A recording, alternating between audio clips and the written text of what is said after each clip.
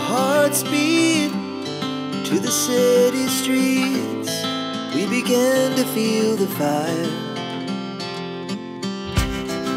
We rise like tall buildings. নমস্কার, আমি রিয়া।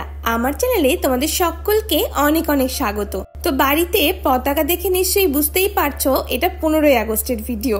তোমাদের সঙ্গে শেয়ার করতে করতে অনেকটাই দেরি হয়ে গেল। তো সকাল সকাল আমি ব্যাগপত্র নিয়ে রেডি হয়ে গেছি, যাব এক মামার বাড়িতে। তো সেখানে যাব যেহেতু, তাই আমার ছাদ বাগানের স্পেশাল চিচিঙ্গা আর সঙ্গে মা আরো কয়েকটা সবজি দিয়ে দিয়েছে। তো আমি আর ভাই মিলে যাচ্ছি এক কিউট সদস্যের সঙ্গে দেখা করতে। তোমরা ভিডিওটা দেখতে থাকো, তবেই বুঝতে পারবে যে আমরা কার সঙ্গে দেখা করতে যাচ্ছি।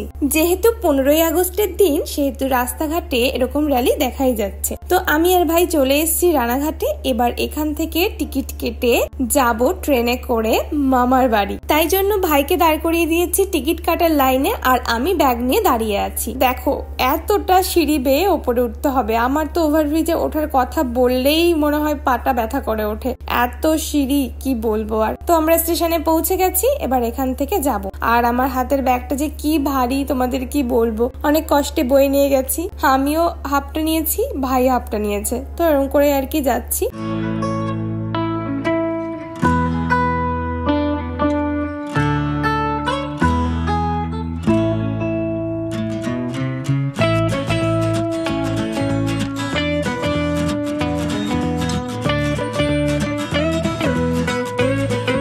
আমরা ওখান থেকে রোদের মধ্যে বেরোলো, এখানে এসে দেখি বৃষ্টি পড়ছে। তো ভাগ্যিস ছাতা নিয়ে এসেছিলাম, তাই কোনো প্রবলেম হয়নি। আমি আর ভাই স্টেশন থেকে বেরিয়ে মিষ্টি কিনে দাঁড়িয়েছিলাম মামার জন্য, কারণ মামা আমাদের নিতে আসবে। যেহেতু স্কুটি নিয়ে এসেছিল, তাই আমাদের ধরতো না দুজনকে, তাই আমাদেরকে রিক্সা করে দিয়েছে। তো আমরা বাড়ি চলে এসেছি।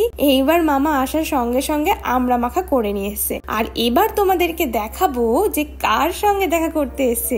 আসলে যে মাসির সাথে এসেছিলাম না, সেই মাসির একটা পুচকু বেবি হয়েছে, মানে আমার এই ছোট্ট বোনটা হয়েছে। তো ওকে আর কি দেখতে আসবো অনেক দিন ধরে ভাবছিলাম, তো আজকে আর কি আসা। আর মামার সঙ্গে দেখো, মামার ভাগ্নের কিন্তু জামা ম্যাচিং হয়ে গেছে, এমনকি মামার নিজেই ওটা ওকে কিনে দিয়েছে। কি কিউট লাগছে না বলো।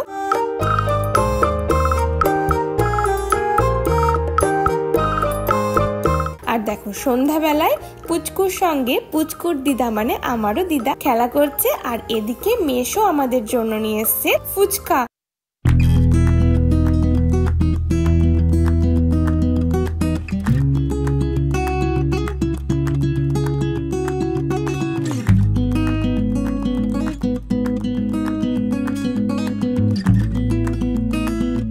আর ফুচকার সাইজ গুলো জাস্ট দেখো, ইয়া বড় বড়। আমি তো দেখে ভাবছি এটা কি করে এক গালে ঢুকবে, এত বড় ফুচকা।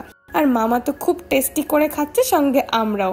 তারপরে রাত যখন হলো, তখন চলে আসলো ডিবাপির বিরিয়ানি, মানে মামা গিয়ে নিয়ে আসলো। এমনি এমনি তো আর আসবে না, ওখানকার ডিবাপির বিরিয়ানি খুব ফেমাস, তাই ভাবলো আমাদেরকে একটু টেস্ট করাবে। তো আমাদের তো বেশ ভালোই লেগেছে, শুধু একটু তেলটা বেশি আর কি, তাছাড়া ভীষণ সুন্দর। তারপরে এত পরিমাণে খাওয়া দাওয়া হয়ে গেছিল যে আমরা একটু হাঁটতে বেরিয়েছিলাম, আর হাঁটতে হাঁটতে মামার বাড়ি গেছিলাম। তো সেখানে গিয়ে দেখি ঝুলন সাজিয়েছে কি সুন্দর করে।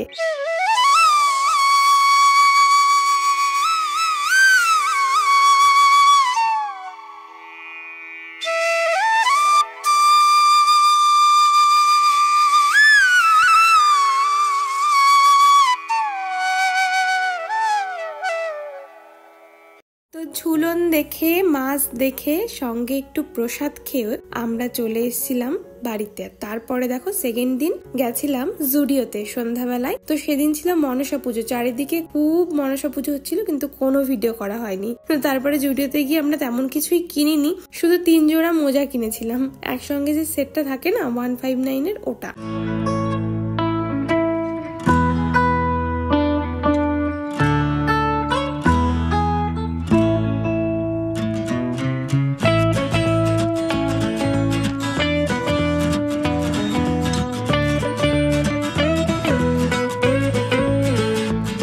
তারপরে কিনে আমরা বাড়ি চলে এসেছিলাম।